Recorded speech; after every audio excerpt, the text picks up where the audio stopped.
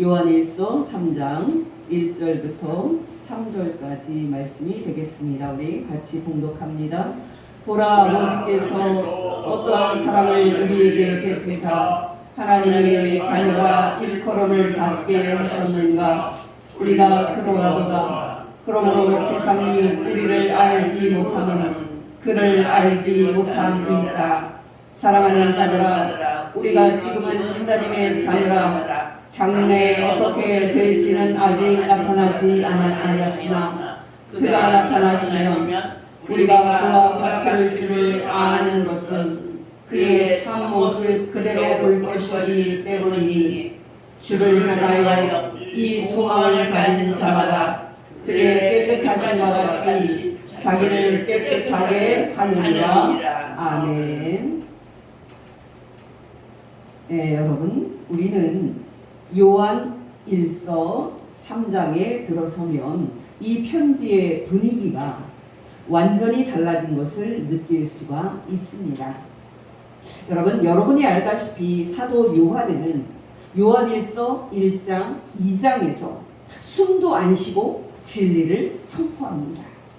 사도 요한은 예수께서 하나님의 유일한 아들이라고 진리를 사자와 같이 외칩니다.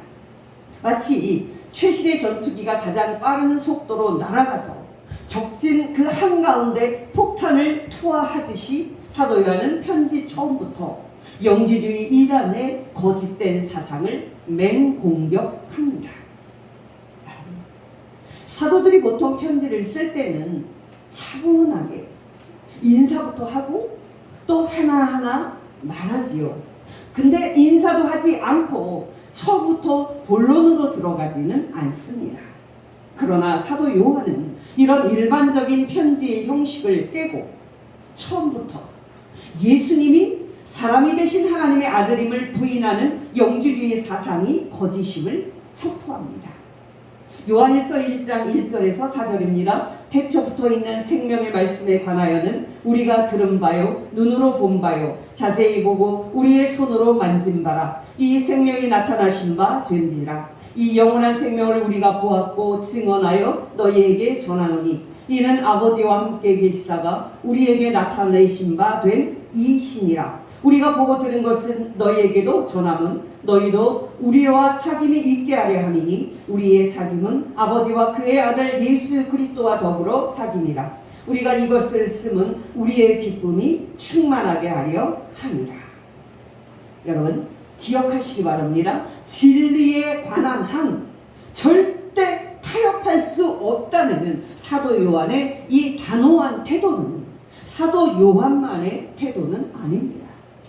온유한 사도였던 사도 바울도 예수 그리스도의 복음과 진리에 관한 한은 절대 타협하지 않습니다. 여러분, 갈라디아서라는 편지 아십니까?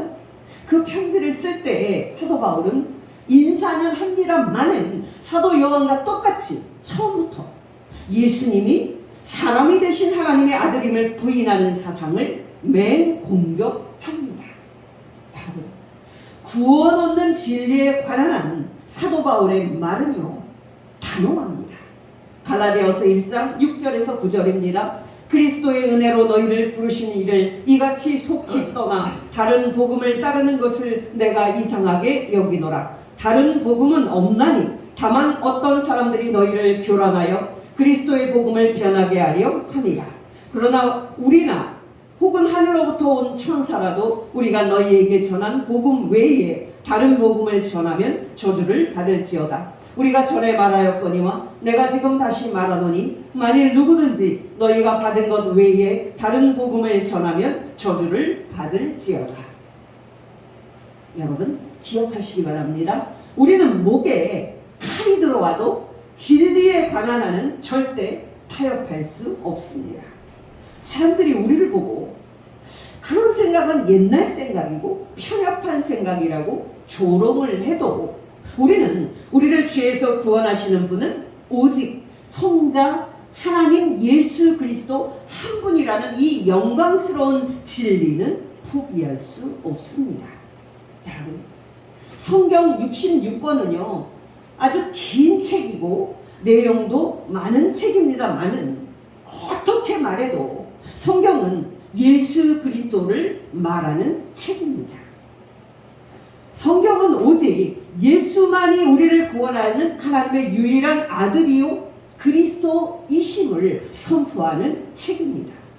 마태복음 1장 21절입니다. 아들을 낳으리니 이름을 예수라 하라. 이는 그가 자기 백성을 그들의 죄에서 구원할 자이심이라 하니라. 데살로니가전서 1장 10절입니다. 또 죽은 자들 가운데서 다시 살리신 그의 아들이 하늘로부터 강림하실 것을 너희가 어떻게 기다리는지를 말하니 이는 장래 노하심에서 우리를 건지시는 예수시니라. 디모데전서 2장 4절 5절입니다. 하나님은 모든 사람이 구원을 받으며 진리를 아는 데 이르기를 원하시느니라. 하나님은 한 분이시요 또 하나님과 사람 사이의 중보다도 한 분이시니 곧 사랑이신 그리스도 예수라. 요한복음 20장 31절입니다. 오직 이것을 기록함은 너희로 예수께서 하나님의 아들 그리스도이심을 믿게 하려 하며 또 너희로 믿고 그 이름을 힘입어 생명을 얻게 하려 함이니라. 요한일서 5장 13절입니다. 내가 하나님의 아들의 이름을 믿는 너희에게 이것을 쓰는 것은 너희로 하여금 너희에게 영생이 있음을 알게 하려 함이라. 여러분께 솔직하게 말씀을 드리면 하나님께는 죄송하지만 저는 매 주일 설교 원고를 쓸 때 이번 주에는 무슨 설교를 하지 하고 고민을 합니다. 마치 어머니들이 식사 때마다 자녀에게 무슨 반찬을 해서 먹여야 하나 하고 고민하는 것처럼 저도 매 주일 설교를 고민합니다. 그러나 여러분, 이런 저의 고민도 올바르지 않다는 생각을 합니다. 왜요? 설교에서 무엇을 전할 것인지는 제가 정하는 것이 아니기 때문입니다.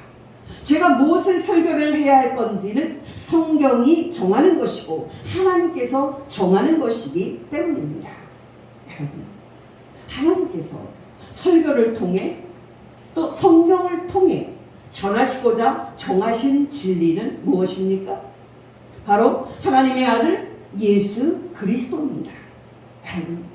집에 손님이 오면 어머님들은 이것도 드셔보라고 끊임없이 음식을 내옵니다. 우리가 매 주일마다 먹어야 할 음식은 무엇입니까?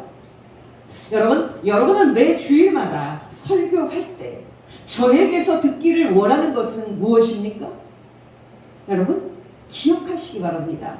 여러분이 매 주일마다 저에게서 듣기를 원하는 것이 무엇이든지 간에 제가 여러분에게 전할 말은 오직 하나, 예수 그리스도입니다. 정말 여러분에게 필요하고 여러분이 들어야 할 말씀은 오직 하나, 예수 그리스도입니다. 기억하시기 바랍니다. 정말 예수 그리스도만 빼면은요, 세상에 다 있습니다. 여러분이 이 세상에서 출세와 성공을 원하십니까? 그 방법은요, 세상에 있습니다. 여러분이 이 세상에서 행복과 기쁨을 원하십니까? 그 방법도 세상에 있습니다. 정말 여러분이 그런 것들을 원하신다면 예수 그리스도에게 오지 마시고 세상의 전문가들을 찾아가십시오. 여러분 중에는 그런 세상의 출세와 성공, 그런 행복과 기쁨을 예수님을 믿으면서 찾는 게 무슨 잘못이냐고 생각하는 분도 있을 겁니다. 그러나 여러분, 이런 말은 얼핏 들으면 맞는 것처럼 들립니다만은 맞는 말이 아닙니다. 왜요? 예수님은 우리에게 구원을 주시기 위해 오셨지, 이 세상에서 잘되고 싶은 우리의 욕망을 이루어주기 위해서 오신 것이 아니기 때문입니다.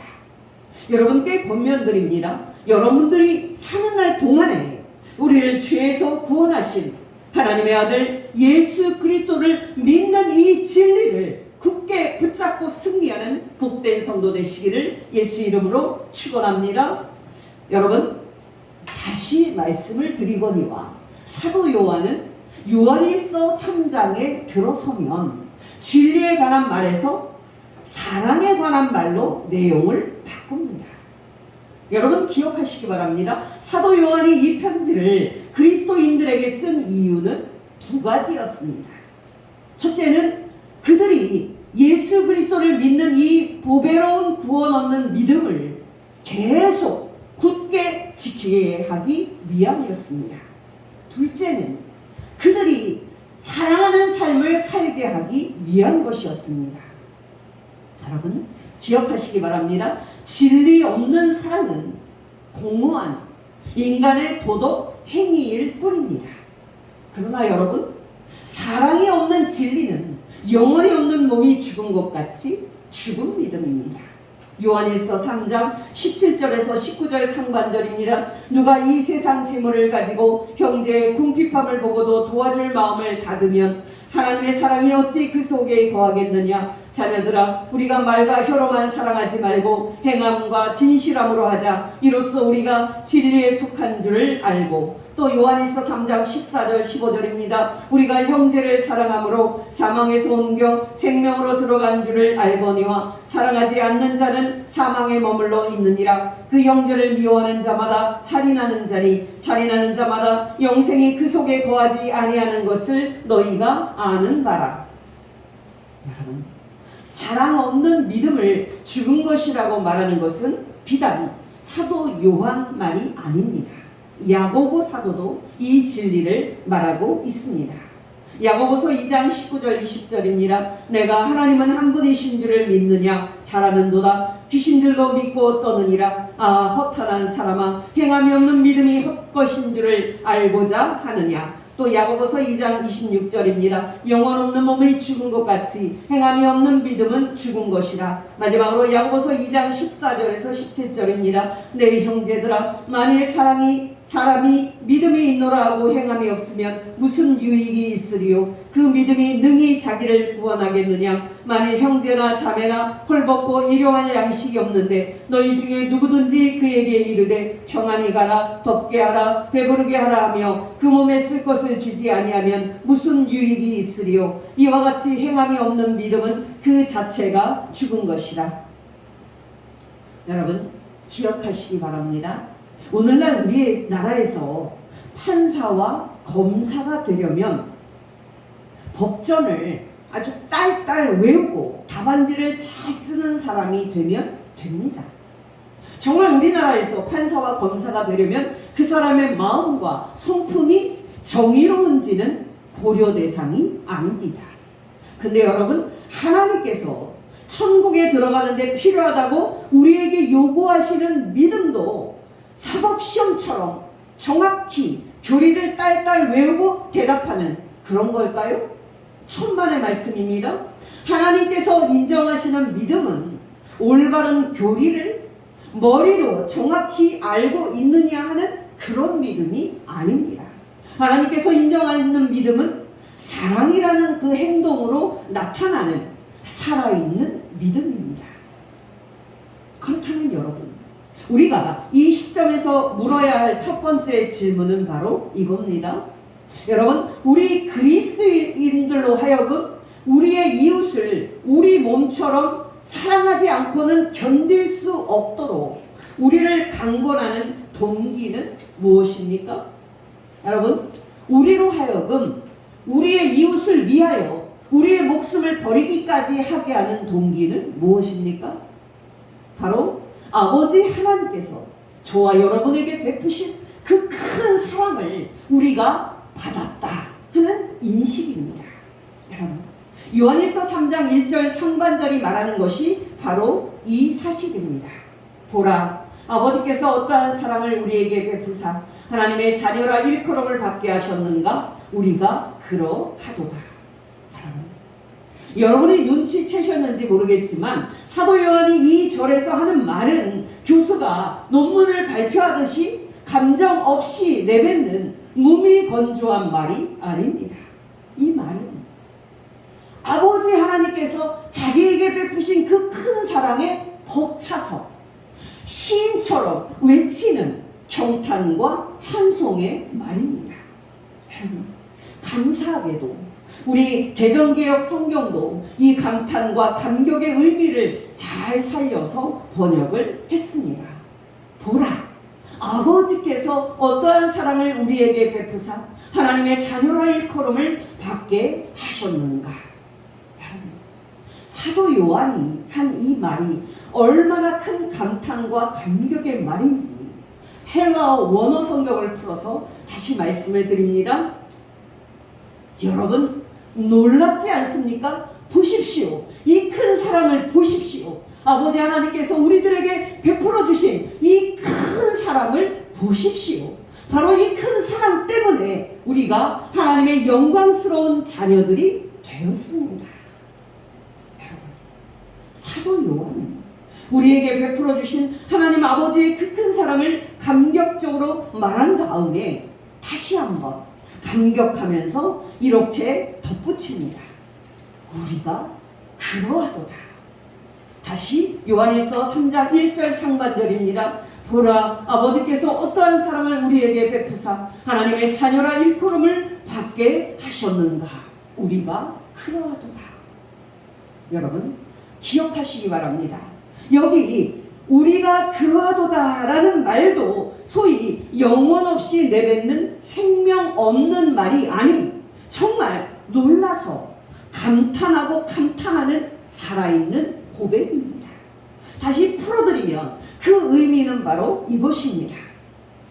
여러분 진실로 그렇습니다. 아멘 할렐루야. 우리가 바로 하나님 아버지의 그 놀라운 사랑을 받은 사람들입니다. 저와 여러분은 그런 놀라운 축복을 받은 사람들입니다.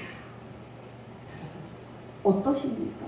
여러분에게도 하나님 아버지께서 여러분에게 그 큰 사랑을 베푸사 하나님의 자녀로 만들어 주신 것에 대한 이런 놀람과 감탄이 있습니까? 여러분 어느 날 사도 베드로와 사도 요한이 오후 3시 기도 시간에 예루살렘 성전에 올라갔을 때 태어나면서부터 못 걷게 된 한 사람이 성전 미문에서 구걸을 하고 있었습니다. 여러분 이 남자는 나이가 40이 넘었는데요.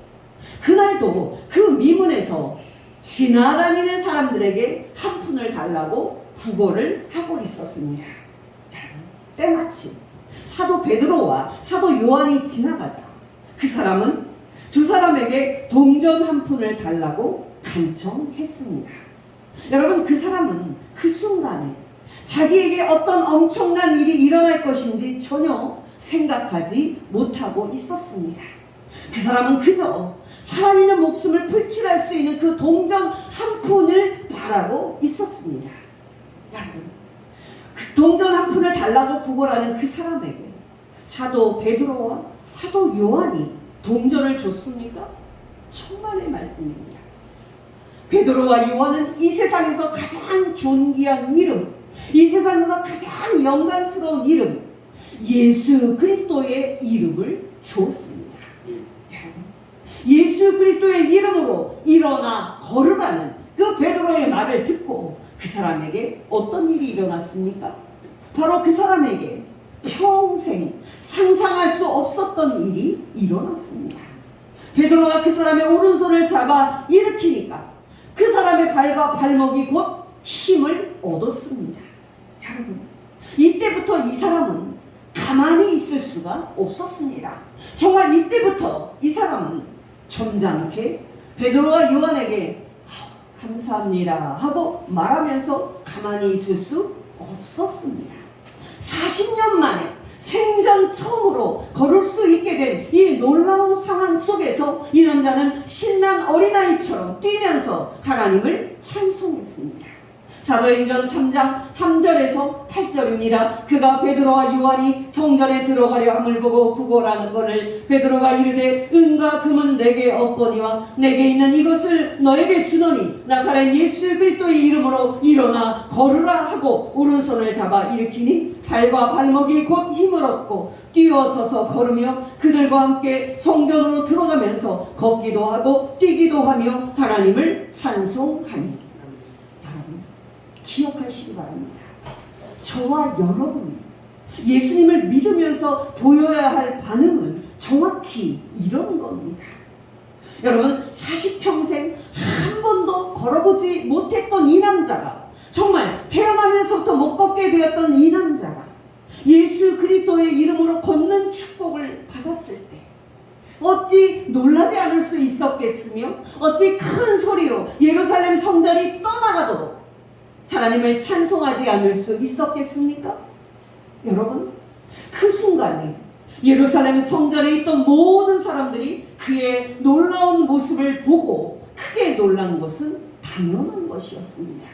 사도행전 3장 9절에서 11절 상반절입니다. 모든 백성이 그 걷는 것과 하나님을 찬송함을 보고 그가 본래 성전 미문에 앉아 구걸하던 사람인 줄 알고 그에게 일어난 일로 인하여 심히 놀랍게 여기며 놀라니라. 나은 사람이 베드로와 요한을 붙잡으니 모든 백성이 크게 놀라며 달려 나아가 솔로몬의 행각이라 불리우는 행각에 모이거늘. 어떠십니까? 여러분에게도 예수 그리스도를 믿음으로 말미암아 여러분에게 일어난 놀라운 일로 인해 이 사람처럼 놀라서 큰 기쁨과 큰 소리로 하나님을 찬송하는 감격이 있습니까? 여러분께 이야기의 방향을 바꾸어서 다시 질문을 드립니다. 여러분, 아버지 하나님께서 저와 여러분에게 베풀어 주신 그 큰 사랑은 구체적으로 어떤 내용입니까? 바로 우리로 하나님의 자녀 되게 하신 사랑입니다. 바로 우리를 하나님의 자녀로 만들어 주신 사랑입니다. 요한일서 3장 1절 상반절이니라. 보라, 아버지께서 어떠한 사랑을 우리에게 베푸사 우리로 하나님의 자녀라 일컬음을 받게 하셨는가. 우리가 그러하도다. 또 2절 상반절입니다. 사랑하는 자들아, 우리가 지금은 하나님의 자녀라. 여러분, 기억하시기 바랍니다. 사도 요한을 포함해서 모든 초대교회 성도들은 자기들이 누군지 자신들의 영광스러운 정체성을 감격적으로 인식하고 있었습니다. 또 여러분, 초대교회 모든 성도들은 하나님이 누구신지 감격적으로 인식하고 있었습니다. 여러분, 하나님의 아들 예수님을 믿는 저와 여러분은 누굽니까? 바로 하나님을 아버지로 모시고 있는 하나님의 영광스러운 자녀들입니다. 하나님은 예수님을 믿는 우리에게 누구십니까? 바로 우리의 아버지 되십니다. 여러분, 기억하시기 바랍니다. 우리 그리스도인들이 이 땅에서 항상 하나님을 즐거워하고 항상 기뻐할 수 있는 비결은 오직 우리가 복되신 하나님의 영광스러운 자녀가 되었다 하는 그 감격에서 나오는 겁니다. 여러분, 사도행전 16장을 보면 사도 바울의 전도 여행이 지금의 터키에서 유럽으로 넘어가게 되는 결정적인 사건이 기록이 되어 있는데요. 사도 바울은 아시아의 드로아 항구 도시에서 밤에 마게도니아 사람 하나가 마게도니아로 건너와서 자기들에게 예수 그리스도를 전해달라고 요청하는 놀라운 환상을 봅니다. 여러분, 이 환상 때문에 지금의 유럽으로 예수 그리스도의 복음이 넘어가게 되는 계기가 됩니다. 이 환상을 통해 하나님께서 유럽 사람들에게 복음을 전하라고 명령하는 것으로 받아들인 사도 바울은 드로아 항구에서 배를 타고 이틀 여행 끝에 마게도냐 지방의 수도이며 로마 제국의 유명한 식민지였던 빌립보에 도착을 합니다. 여러분, 며칠 있다가 옷감 장사하는 루디아라는 여자와 그 가족이 다 예수 그리스도의 이름으로 세례를 받고 빌립보에 예수 그리스도를 믿는 교회가 세워집니다. 중요한 것은 여러분, 며칠 있다가 사도 바울은 빌립보 도시 전체를 뒤집어 놓는 사건을 일으킵니다. 바로 귀신 들린 여자를 이용해서 점치는 그런 장사로 돈을 버는 것이 그 도시에서 크게 번성을 하고 있었는데요. 사도 바울은 예수 그리스도의 이름으로 그 여자에게서 귀신을 쫓아내며 점치는 장사를 망하게 만들어버렸습니다. 그동안 점치는 일로 크게 돈을 벌었는데 돈줄이 막히게 된 여정의 주인들이 결국에는 사도 바울과 실라를 관청에 고발합니다. 여러분, 결과는 어땠을까요? 사도 바울과 실라는 정말 죽기 직전까지 매를 맞습니다. 그 후에 바울과 실라는 감옥 중에서도 가장 깊은 감옥에 갇히고 그들의 발에 착고가 채워집니다. 여러분, 옷이 벗겨진 채 맨살로 심한 매를 맞았으니까 바울과 실라가 그때 제정신이었겠습니까? 멘붕도 그런 멘붕이 없지 않았겠습니까? 분명히 우리 같았으면 그런 상태에서 기뻐하기는커녕 하나님을 향하여 원망하지 않았겠습니까? 여러분, 놀라지 마십시오. 그 밤 한밤중에 바울과 실라는 하나님께 기도하고 하나님을 찬송합니다. 사도행전 16장 22절에서 25절입니다. 무리가 일제히 일어나 고발하니 상관들이 옷을 찢어버리고 매로 치라 하여 많이 친 후에 옥에 가두고 간수에게 명하여 든든히 지키라 하니 그가 이러한 명령을 받아 그들을 깊은 옥에 가두고 그 발을 착고에 든든히 채웠더니 한밤중에 바울과 실라가 기도하고 하나님을 찬송하며 죄수들이 듣더라. 여러분, 놀랍지 않습니까? 바로 이것이 하나님의 자녀가 되었다는 감격에서 나오는 모습입니다. 여러분, 기억하시기 바랍니다. 바울과 실라를 포함해서 모든 초대교회 성도들은 자신들이 구원을 받아서 하나님의 자녀가 됐다는 감격과 기쁨이 충만했습니다. 여러분, 사도행전 26장을 보면 사도 바울이 로마 총독 베스도와 아그리빠 왕 앞에서 신문을 받는 이야기가 나오는데요. 그 자리에서 사도 바울은 유명한 말을 합니다. 사도행전 26장 27절에서 29절입니다. 아그리빠 왕이여, 선지자를 믿으시나이까? 믿으시는 줄 아나이다. 아그리빠가 바울에게 이르되 내가 적은 말로 나를 권하여 그리스도인이 되게 하려 하는도다. 바울이 이르되 말이 적으나 많으나 당신뿐만 아니라 오늘 내 말을 듣는 모든 사람도 다 이렇게 결박된 것 외에는 나와 같이 되기를 하나님께 원하나이다 하니라. 여러분, 어떠십니까? 여러분에게도 사도 바울처럼 그리스도인이 되었다는 감격과 자랑이 있습니까? 여러분에게도 하나님의 그 큰 사랑으로 구원받고 하나님의 자녀가 되었다는 감사와 기쁨이 있습니까? 여러분, 우리가 하나님의 자녀가 되었다는 말은 우리가 우리의 모든 죄를 하나님으로부터 이미 다 용서받은 사람이 되었다는 뜻이고, 우리가 장차 하나님의 나라에 들어가서 영생을 얻을 사람이 되었다 하는 뜻인데요. 이 축복된 의미에 대해서는 다음 주에 더 자세히 말씀을 드리도록 하겠습니다. 지금은 우리가 왜 하나님께서 우리에게 베풀어 주신 이 큰 은혜에 대한 감격과 기쁨을 잃게 되는지 두 가지 이유만 말씀을 드립니다. 여러분, 앞에서 말씀을 드렸듯이 우리가 하나님의 자녀가 되었다는 것은 우리의 모든 죄를 하나님으로부터 이미 다 용서받았다는 영광스러운 뜻입니다.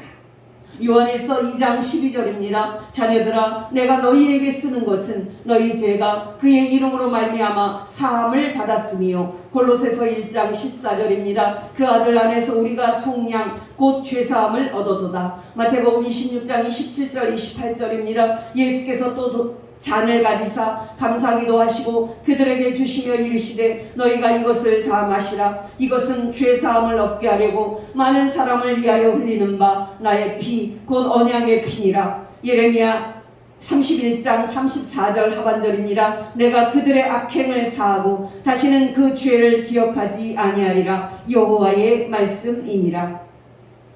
여러분, 이 말씀들을 읽을 때마다 항상 은혜가 되는 말씀입니다. 여러분, 마지막 말씀이 중요합니다. 여러분, 우리가 이미 하나님께 우리의 모든 죄를 다 용서받았음을 여러분 마음에 깊이 새기시기를 바랍니다. 여러분, 중요한 것은 뭡니까? 우리가 이미 하나님께 우리의 모든 죄를 다 용서받고 하나님의 영광스러운 자녀가 되었는데도 불구하고 자신이 예전에 지은 죄를 계속 떠올리고 그 죄를 붙잡고 사는 성도들이 많이 있다는 사실입니다. 만약에 여러분이 여러분의 모든 죄를 하나님께서 이미 다 용서하셨고 여러분의 모든 죄를 하나님이 다시는 기억하지 아니하신다는 사실을 잊고 여러분이 지은 죄를 여러분이 때마다 다시 꺼내고 반복적으로 기억한다면 여러분은 하나님께서 여러분에게 베풀어 주신 그 구원의 기쁨을 소유하지 못하게 될 것입니다. 여러분이 여러분 자신의 죄를 잊지 않고 계속 기억하는 것이 얼핏 들으면 믿음이 좋은 것처럼 들립니다만은 이런 행동은 여러분이 절대로 해서는 안 되는 행동입니다. 왜요? 이런 것은 우리로 하여금 우리가 이미 하나님께 죄 용서받았다는 사실을 잊게 하고 죄책감을 불러일으켜서 결국은 우리에게 두려움을 줄 것이기 때문입니다. 여러분 기억하시기 바랍니다. 여러분이 그렇게 하기를 바라는 것은 바로 사탄이 원하는 겁니다. 어느 큰 신문사에서 유명한 특종도 여러 했었던 한 기자가 몇 년 전에 마약을 함으로써 집행유예를 선고받은 적이 있습니다. 이 일로 이 기자는 신문사에서 해고됐습니다. 문제는 여러분, 이 기자가 자신의 그 잘못을 대하는 방식입니다. 우리가 들으면 참 잘하는 것처럼 들립니다만은 이 기자는 자신이 지은 죄를 평생 잊지 않고 살겠다고 다짐을 했고 지금도 그렇게 살고 있습니다. 이 기자의 마음에 평안이 있을까요? 있을 리가 없습니다. 왜요? 방법이 잘못됐기 때문입니다. 여러분은 하나님께서 예수 그리스도 안에서 이미 다 용서해 주신 여러분의 죄를 다시는 쳐다보지 말고 완전히 잊게 되기를 예수 이름으로 축원합니다. 두 번째, 우리가 우리의 모든 죄를 하나님께 이미 다 용서받았고 장차 천국에 들어갈 하나님의 영광스러운 자녀가 되었다는 사실을 잊고 기쁨을 잃는 이유는 우리의 영적인 삶에 문제가 있기 때문입니다. 단도직입적으로 말씀을 드려서 여러분이 하나님께서 여러분에게 베풀어 주신 그 큰 구원의 기쁨을 날마다 누리려면 여러분은 날마다 기도하고 성경을 묵상하는 그 삶을 실천하셔야 합니다. 여러분이 알다시피 우리가 하나님의 아들 예수 그리스도를 믿고 우리의 모든 죄를 용서받고 하나님의 자녀가 된 이 감격은요, 시간이 지나면 사라집니다. 여러분, 남녀가 처음 만나 서로 좋아하고 애틋함을 받는 그 사랑의 감정은 시간이 지나면 사라지게 되어 있습니다.